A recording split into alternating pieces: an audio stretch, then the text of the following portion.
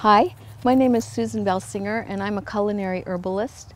I've written an article for Fine Gardening on how to harvest herbs and then what to do with them. So today we're going to talk about harvesting and drying herbs.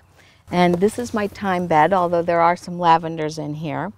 And thyme is a perennial plant, so it needs to be cut back. I usually cut it back by about 1/2 to 1/3 of its size. Before it flowers, after it flowers, and then one more time in the winter.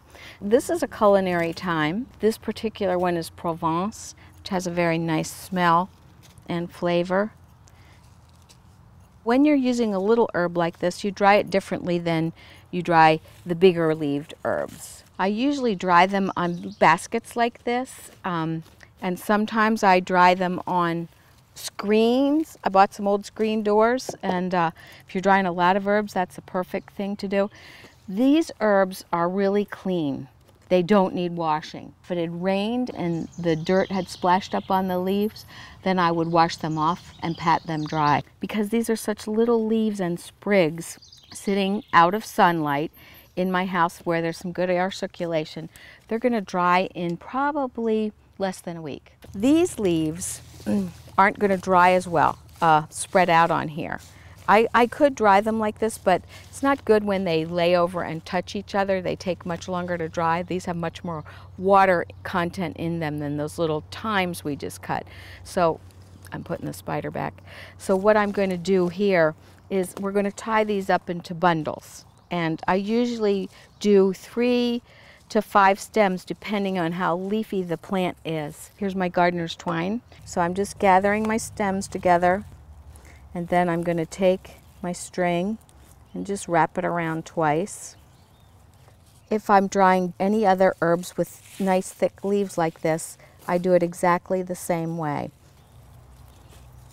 And tie a good knot so that they don't slip through. As they dry, they lose moisture content and they slide out of your string if you don't tie it tight, or your twine. And then we do just a big loop with a knot so that we can hang it from the peg. This is some dried sage, and sometimes after you've had the herb hanging for 2 weeks or so, they're not quite dry. And so what we want to do is just pop the leaves off and put them into the oven for just a very short time.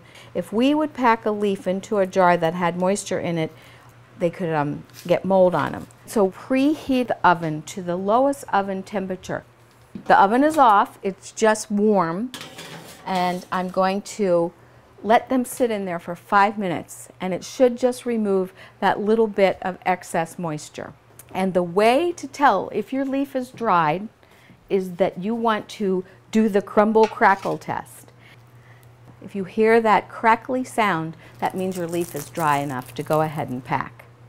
When you pack them into a glass jar, you want to put them in there whole, and the idea is that when you make your dish, for instance, if I were making pasta fagioli with sage leaves, then when I make this dish, I crumble the leaf into the soup pot, release the essential oils and flavor into the soup. So you want to pack it in a jar, label the top, because some people can't identify all the herbs, and then store these in your pantry away from light and heat. A properly dried herb should have that crisp sound, and it should be still green. You can see this turned brown. There's no longer any green. So basically, this plant isn't good for culinary use at this point.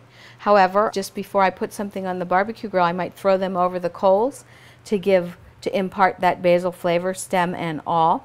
Or sometimes I'll just take these leaves off like this, and I'll sprinkle herb leaves on the carpet when I vacuum, and they crumble up and they smell really good.